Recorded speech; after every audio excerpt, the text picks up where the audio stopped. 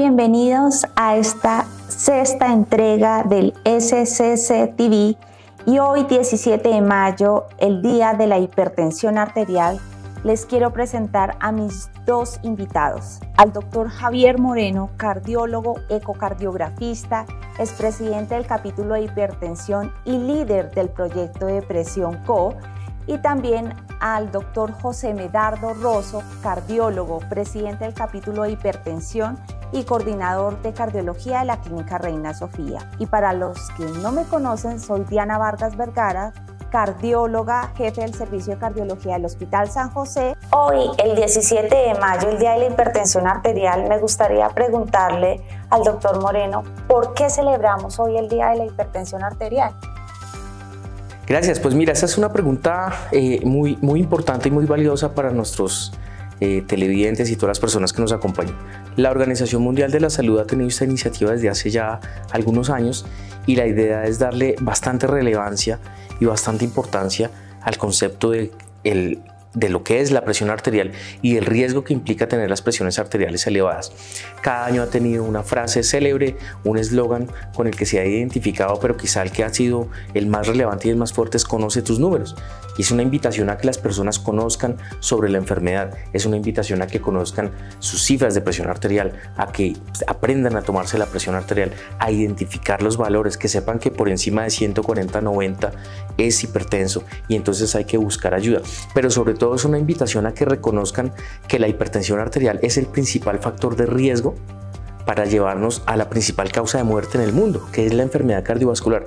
Es decir, en el planeta Tierra, en cualquier país del mundo, la principal causa de muerte es la enfermedad cardiovascular, que incluye la enfermedad coronaria, que son los infartos, la enfermedad cerebrovascular, que las personas conocen como trombosis o como derrames cerebrales, hay compromiso renal, y todo esto hace parte de un camino de enfermedad que arranca desde antes de que se geste la hipertensión arterial. Lo importante de este día es decirles a las personas: ojo con la presión arterial, conozca la hipertensión arterial, evite ser hipertenso, haga todo lo necesario para que no sea usted una persona hipertensa, y si es hipertensa, entonces busque ayuda tempranamente, asista a sus controles, tómese sus medicamentos, cambie sus estilos de vida y haga todo lo necesario para mitigar este impacto negativo de la hipertensión arterial. Entonces, esa es la relevancia y la importancia de conmemorar este Día Mundial de la Hipertensión Arterial, que siempre ha sido los 17 de mayo. Sí, importante, su asociación de hipertensión y riesgo cardiovascular, una asociación que es lineal. Y doctor Rosso, díganos por favor, ¿cómo es la epidemiología de hipertensión en nuestro país? Bueno, Diana, mira, la epidemiología de la hipertensión arterial en Colombia, hay diferentes maneras de verlo. Por ejemplo, si nosotros nos vemos dentro de Sudamérica, lo más importante, lo dijo el doctor Moreno ahorita, es recordarle a todo el mundo que la muerte por enfermedad cardiovascular es la primera causa de muerte en el mundo. Latinoamérica no es la excepción y Colombia tampoco. Ahora, si hablamos de nuestro escenario real, hay diferencias de reportes estadísticos, y es una de las debilidades que tenemos y que estamos en plan de resolver hoy en día, con tener bases de datos más unificadas con respecto a, por ejemplo, lo que son las EPS y las bases de datos que le entreguen al gobierno nacional.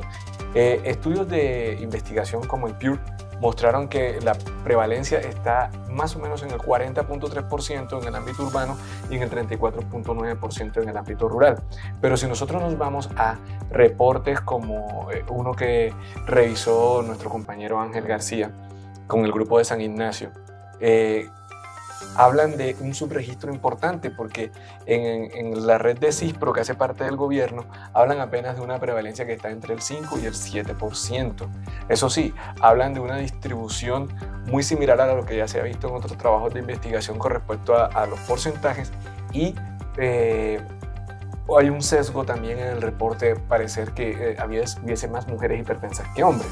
Pero yo soy, y creo que Javier y todo el grupo de hipertensión de la sociedad y todos los otros expertos que hay en el país hablan que la prevalencia está alrededor de entre el 35 y 40% en la población adulta.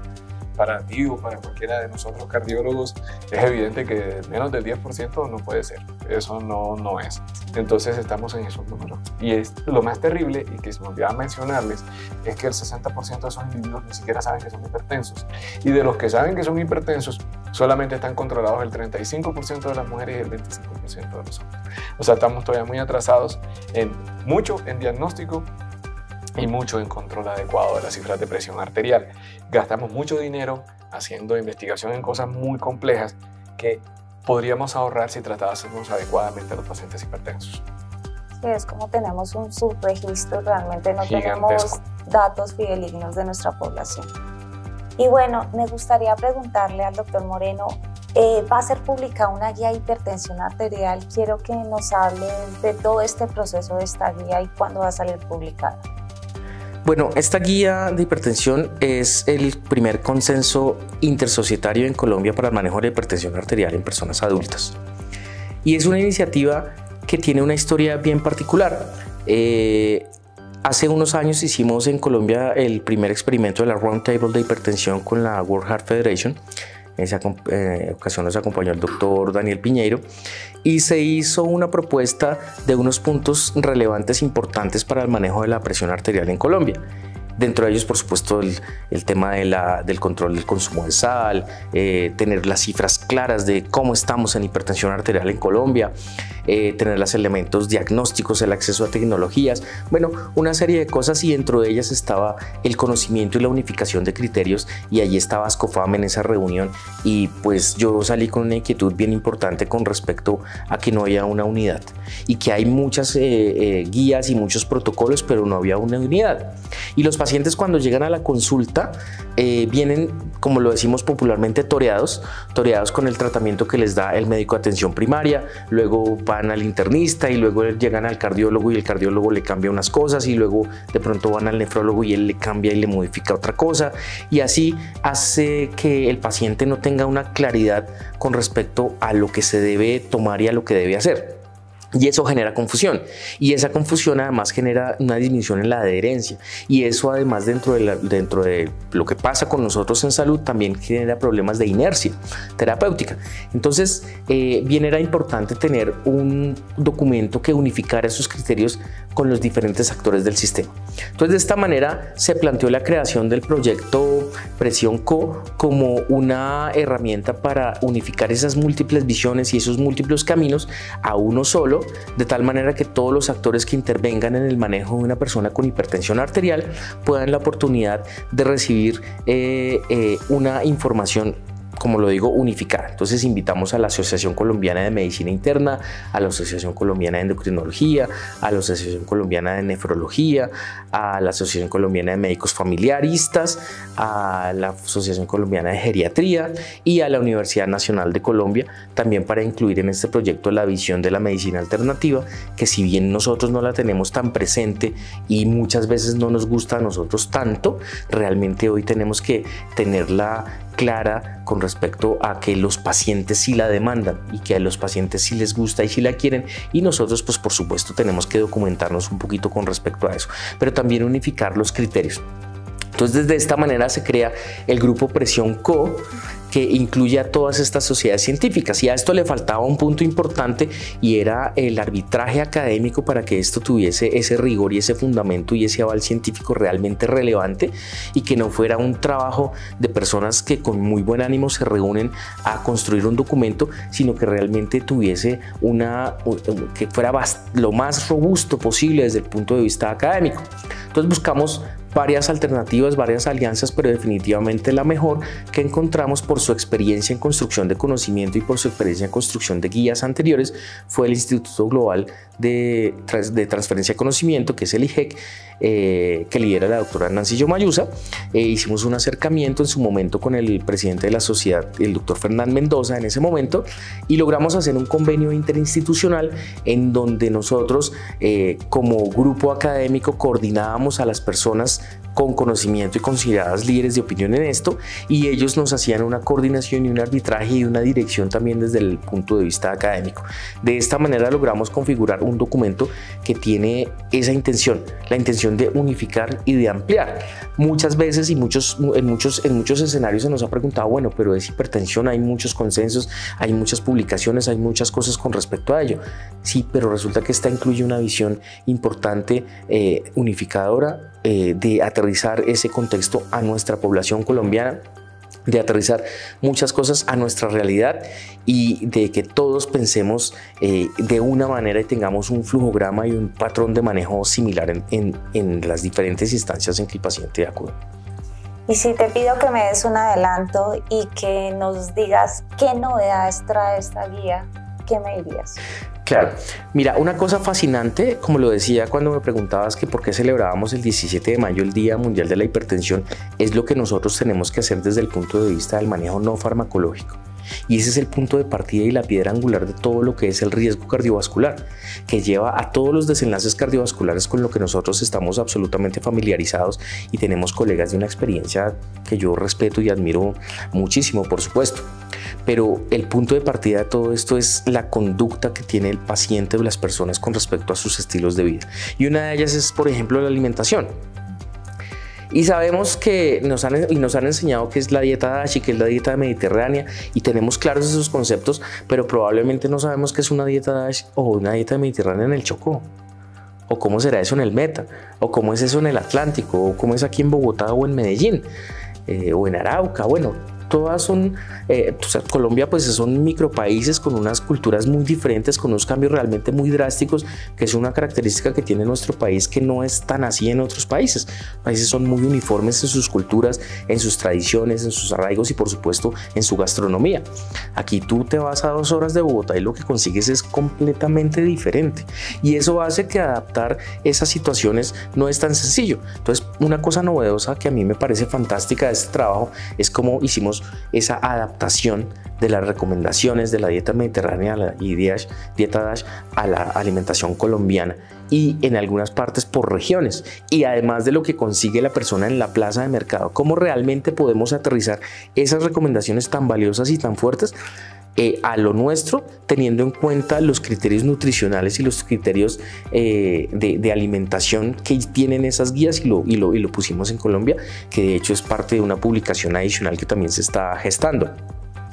Otra cosa muy importante también es traer a colación este punto que nos demandan los pacientes sobre las terapias alternativas, esas otras formas de abordar la salud desde unas dimensiones que son algunas muy relevantes, algunas realmente muy importantes.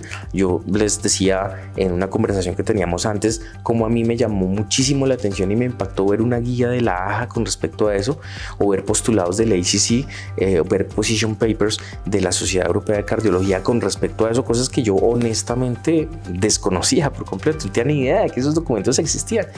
Y mira tú que sí existe esa relevancia en estas entidades tan robustas y tan fuertes que son las que estamos acostumbrados a seguir, pues por supuesto es que es la realidad, es que es lo que está sucediendo y lo que los pacientes demandan, que es lo que más importante, porque no nos podemos, digamos, enfrascar en esas discusiones con ellos, sino tener un poquito esa apertura de qué es lo que vamos a hacer.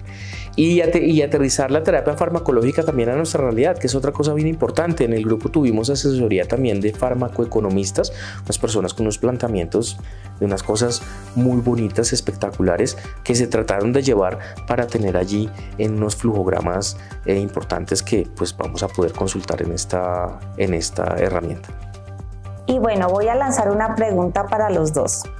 ¿Qué novedades hay en el manejo de la hipertensión arterial? Bueno, esta sí que es una pregunta bien interesante. Hay muchísimas cosas nuevas y hay que aprovechar este Día Mundial de la Hipertensión Arterial para decirles a las personas que hay un montón de herramientas que hoy tenemos para poder mejorar su situación. Pues por supuesto clásicamente tenemos que mostrarle a la población que tienen que tener un tensiómetro en casa, que tenemos técnicas de monitoreo de presión arterial ambulatorio de 24 horas, pero también tenemos otros sensores con la tecnología que tenemos hoy y el acceso a las telefonías celulares que hoy son realmente computadores portátiles. Tenemos una cantidad de sensores de presión arterial en el oído, tenemos sensores de presión arterial en los dedos, tenemos sensores de presión arterial con el cambio de la temperatura y del tono de la piel para tomar este monitoreo. Lo otro son los avances en telemedicina muy importantes para hacer telediagnóstico y telemonitoreo, es decir, que yo desde mi consultorio puedo hacer un seguimiento estrecho y casi que con una marcación en términos futbolísticos 1 a 1 del paciente y su presión arterial y establecer unos criterios de comunicación temprana y de alertas tempranas para esas intervenciones y esas herramientas diagnósticas. Tenemos en Colombia unos protocolos hoy en día que lidera el doctor Dagnor Aristizábal también con unas caracterizaciones específicas de por qué cada individuo es hipertenso, y ahora estamos en este momento arrancando otras fases de investigación para trasladar estas cosas a una posibilidad un poco menos tecnológica también para que se pueda aplicar en todo el territorio nacional. Tenemos también posibilidades de intervención adicionales que han cambiado los conceptos con respecto al intervencionismo, con respecto a la intervención de arterias renales, que hoy en día tenemos unos conceptos realmente un poco diferentes a los que teníamos acostumbrados previamente. Y en terapias farmacológicas pues tenemos combinaciones, tenemos cosas que realmente nos ayudan a optimizar la adherencia. No sé, José, ¿tú qué opinas de esto, sobre todo de las intervenciones de las arterias renales, que me parece un campo importante en la que hay mucha discusión? Ahorita el punto de la denervación renal, que hace unos 8 o 9 años nosotros incluso estuvimos en reuniones dentro de la institución donde trabajamos y estábamos montando los protocolos para hacer denervación renal, e incluso todavía estamos en plan de hacer nuevamente, debido al renacimiento de esta técnica. La denervación, pues ustedes lo recuerdan, es una técnica que originalmente fue quirúrgica, que se abandonó con el advenimiento de los medicamentos modernos y por la mortalidad que tenía el procedimiento quirúrgico, que era muy alto. Después salieron trabajos muy prometedores, pero cuando se hicieron trabajos más grandes no hubo diferencias en los puntos de desenlace duros y se abandonó. Hoy en día salieron nuevas versiones de los catéteres que evitan problemas a la hora de la realización del procedimiento y que ayudarían a que los resultados fueran mejores, y comenzaron desde el principio, comenzaron comparando el tratamiento de denervación versus el tratamiento o el placebo, y mostraron que sí, que eran tan efectivos como el medicamento. Digamos, estamos empezando desde el principio otra vez para poderlos posicionar, y incluso hay consensos europeos de denervación renal para la escogencia adecuada de los pacientes. Entonces yo creo que hacia allá vamos. Las terapias farmacológicas nuevas, las combinaciones, el polipil, que ya es una teoría que se volvió realidad para el manejo de riesgo cardiovascular en los pacientes, que es una cosa vieja pero que se volvió novedad porque ya hay trabajos hechos en España, además lo que venía haciendo el doctor Fuster. Y lo otro es la correlación entre el monitoreo automatizado de presión arterial y el automonitoreo de presión arterial por parte del paciente y su participación, y la mejoría notable en los resultados de control de presión arterial y en la participación del paciente dentro de su propio manejo y autocuidado. Porque estamos en los dos extremos, estamos en el extremo tecnológico muy avanzado y también estamos en el extremo de utilizar lo que ya teníamos pero de una manera diferente para lograr mejores resultados, de una forma que se hace mucho más barato también. Entonces es muy importante el conocimiento que se está ganando y todo lo que tiene que ver con medicamentos para el manejo de obesidad y diabetes, que terminaron siendo muy impactantes en el manejo de presión arterial. Entonces todas estas cosas son las novedades. Pero yo creo que lo novedoso es la forma en que estamos tratando de relacionar todo, y sobre todo lo que dijo Javier en otra parte de nuestra discusión, que es el manejo del factor de riesgo cardiovascular en el hábito de estilo de vida, porque cada vez más es importante. Llevamos 50 años mencionándolo, pero cada vez es más importante. Si no hay cambios en el estilo de vida, la terapia farmacológica no va a llegar al éxito, no es exitosa. Sí. Además que también es muy importante el MAPA y el AMPA, que en el AMPA tú involucras al paciente, involucras a que sea juicioso, se tome la medicación. y pues el mapa que definitivamente nos aporta información sobre todo en esos periodos nocturnos y que se ha demostrado que es una herramienta costo efectiva, porque en los pacientes que tienen hipertensión arterial enmascarada realmente se ve cómo hace el daño a los órganos blancos. Sí, yo querría cerrar que con el AMPA tiene un papel fundamental, y es que cuando le entreguemos al paciente la herramienta del AMPA, le digamos que este es un AMPA para su familia, porque así podemos detectar ese gran número de personas que no sabían que eran hipertensas. Yo siempre les digo, mira, esto es para ti y para toda tu familia, todos los adultos de la casa jueguen a hacerse el AMPA, a ver cómo están, porque más de una sorpresa se llevan. A veces el hijo que acompañaba al señor mayor a la consulta llega a la siguiente semana asustado porque está más hipertenso que el papá. Entonces es una cosa muy interesante y eso nos mejoraría. Yo creo que el AMPA debería ser entregado en los colegios. Honestamente, sí, es una cosa tan importante disminuir el costo de atención, la morbilidad y la mortalidad en esta patología, que si todos los colombianos hiciéramos AMPA ya empezábamos a hacer las cosas bien. Y le exige a los médicos, porque si los pacientes saben cuáles son las metas de tratamiento, le preguntan y le dicen a su doctor, yo no estoy bien, ¿qué va a hacer conmigo? Entonces eso también es importante. Bueno, y quisiera preguntarle al doctor Rosso, ¿la presión normal alta se trata? Sí, esta pregunta que involucramos en esta presentación es porque hoy en la noche vamos a tener una reunión virtual en CardioSur y me invitaron a hablar sobre este punto porque me parece muy reiterativo para nosotros los cardiólogos, pero se pasa de tanta ciencia que nosotros estamos revisando, tantos temas, tantas cosas, tantos adelantos tecnológicos. Tenemos que siempre, la frase de cajón, volver a lo básico.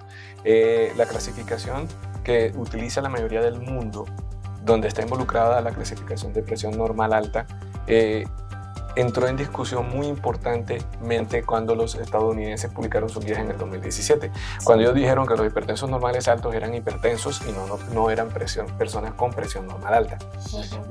Recordando los valores 130, 139, 80, 89. ¿Qué dijeron los estadounidenses? Esos pacientes son hipertensos y no son normales. Todo el mundo contestó. Hay diferencias muy significativas en el número de personas que entonces se van a considerar hipertensos, van a aumentar el número de personas que van a recibir medicamentos, presión de la industria farmacéutica, etc. Pero todo esto se origina por la publicación del estudio SPRINT, que no es el motivo de nuestra reunión hoy acá, y por evidencia muchísimo más vieja. Ya nosotros hablábamos también previo a esta reunión que tenemos y grabación para toda la gente, también para que lo haya diferido, de que desde la época de la década del 2000 ya hablaban de que los pacientes que tenían la presión arterial en 130, algunos deberían recibir tratamiento farmacológico como los diabéticos. Para resumirles el concepto, las diferencias de opinión no son tan grandes. Los europeos dicen que una persona que tenga la presión normal alta, y lo mismo dice la Organización Mundial de la Salud y la Sociedad Internacional de Hipertensión, que en realidad fue la creadora de dicha clasificación. Nosotros la vemos como clasificación europea, pero realmente es la clasificación de la Sociedad Internacional de Hipertensión. Dicen que los pacientes que tienen la presión con 130 a 139, 80, 89, que tengan factores de riesgo cardiovascular y que se consideren de alto riesgo cardiovascular deben recibir medicación, mientras que los estadounidenses dicen que los que tengan riesgo cardiovascular alto deben recibir medicación. Es decir, cuando nosotros nos enfrentamos a personas con presiones de 130, realmente no son tan normales, realmente no son individuos tan sanos y hay que verificar con ellos primero, qué nivel de riesgo cardiovascular tienen para definir si requieren tratamiento farmacológico y segundo, hacerles un seguimiento más estrecho en el tiempo para ver cómo evoluciona su nivel de riesgo cardiovascular y sus niveles de presión arterial para definir inicio de terapia farmacológica. Per se, todos los individuos con más de 130 deben tener terapia no farmacológica. Todos deben tener cambios en el estilo de vida. Entonces es muy importante y es un tema muy bonito revisar la historia. ¿Y tú cómo le individualizas ese riesgo a esos pacientes? Pues esa es una pregunta también muy importante. Nosotros tenemos un desorden en la cabeza sobre qué escala de riesgo utilizar en los pacientes, porque por muchos años hemos utilizado la escala Framingham porque se utilizó en lípidos. Acuérdense que esa escala se utilizó más en lípidos más que en hipertensión. Nosotros la asimilamos para hipertensión, después salió la ACCBD de Estados Unidos y sale el SCORE, que es de Europa. Nosotros tenemos validado aquí inicialmente un trabajo pequeño en Framingham, ahorita recientemente el grupo de la Fundación Santa Fe validó la escala de ACCBD con un trabajo muy interesante, muy bien hecho. Pero nosotros en el consenso, yo también participé ayudando al doctor Moreno dentro de este consenso, acogimos la validación de riesgo de la escala HERTZ que propone la Organización Panamericana de la Salud y la Organización Mundial de la Salud. ¿Por qué? Porque tenemos que tratar de tener una escala que nos una y nos amalgame a todo lo que es la población latinoamericana, y ha sido evaluada y tiene un montón de documentos asociados que nos permiten también desde el abordaje de cómo interrogar al paciente y otro montón de factores importantes en la evaluación del paciente. Entonces, nosotros tenemos la escala HERTZ. De pronto tendremos que reevaluar más adelante si tenemos que utilizar ACCBD. Apenas acaba de publicarse este año este trabajo recientemente, pero por ahora nosotros estamos haciendo escala HERTZ y estamos mirando, de acuerdo al nivel de riesgo que tenga el paciente, el inicio de terapia temprana o terapia farmacológica de una vez. Bueno, y para finalizar, queremos extenderles desde ya una invitación para que nos acompañen en septiembre del 2024 a celebrar el próximo Congreso Mundial de Hipertensión Arterial, que va a ser en Cartagena. De esa parte es muy importante, haciéndoles historia para los que son más jóvenes o para los que no son cardiólogos. Este es el congreso de hipertensión más grande e importante del mundo. El grupo de la Sociedad Colombiana de Cardiología logró que se aceptara. Eso es un trabajo que hicieron el doctor Alberto Quintero, Fernán Mendoza, el doctor Dagnovar Aristizábal, el doctor Patricio López. Está dirigiendo este esfuerzo el doctor Dagnovar y en conjunto con el doctor Patricio, y han logrado convocar a los expertos de hipertensión más grandes en el mundo. Es muy importante también reconocer la importancia de la Sociedad Internacional de Hipertensión, ya le iba a decir la sigla en inglés, porque es el organismo que junto con la Organización Mundial de la Salud dio los primeros lineamientos y ha seguido dando lineamientos en el mundo para el manejo de hipertensión. Les decía ahorita en una reunión en privado que teníamos que la escala de riesgo clásica de conteo de factores de riesgo, la clasificación de presión arterial, normal, alta, todos son originados en la ISH. Es muy importante también invitarlos a todos que hay espacio para todas las propuestas académicas, trabajos de investigación, trabajos de campo en salud pública que tengan que ver con hipertensión, para que también mostremos lo que se está haciendo en Colombia. Muchas veces esperamos difundirlos en revistas y otras cosas, sí, está muy bien, pero tenemos la oportunidad de mostrar todo lo que se está haciendo en este congreso y están abiertas a todos aquellos que quieran mostrar su trabajo en este congreso. Bueno, para finalizar, quiero darle las gracias a mis invitados y quiero extenderles una recomendación. Tenemos que cuidar nuestros factores de riesgo cardiovascular, tenemos que tomarnos la atención. Muchísimas gracias. Bueno, gracias a ustedes por la invitación.